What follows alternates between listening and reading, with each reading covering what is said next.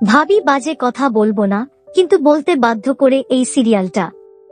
এই যে ভুলগুলো না, এইগুলো কোন ছোটখাটো ভুল নয়, এগুলো এক একটা মারাত্মক ভুল।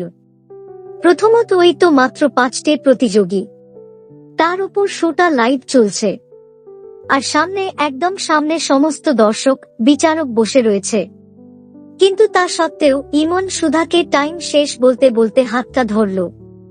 এতটা পর্যন্ত ঠিক আছে, কিন্তু এরপরই সে সুধাকে ওই লাইভ শোতেই মাইক অন রেখেই গাইয়া টাইয়া ইত্যাদি বলে অপমান করল, অথচ সেটা কেউ দেখলও না আর টেলিকাস্টও হলো না।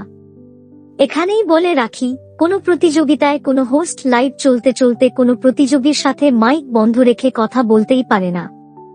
এটাই কোনো প্রতিযোগিতার নিয়ম, বিশেষ করে সেটা যদি লাইভ হয়। আর যদি এটাকে বাদ দিয়েও দিই, তাহলে ইমন যে লেবুর রসটা মিশিয়ে দিল সুধার টেবিলে রাখা দুধে, এটা কি করে সম্ভব? কোনো মতেই নয়, কোনো মতেই।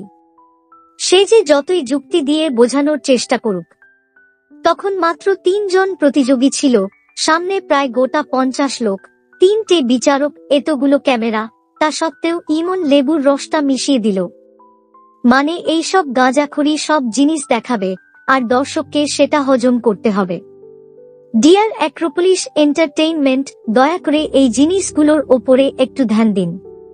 জানি সবকিছু লজিক দিয়ে দেখানো যায় না, কিন্তু কিছু কিছু এমন জিনিস থাকে যেখানে লজিক অনুযায়ী কাজ করতে হয়।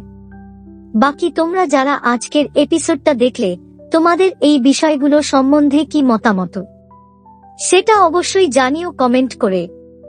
দেখুন শুভ বিবাহ প্রতিদিন রাত 9টায়, শুধুমাত্র স্টার জলসায়।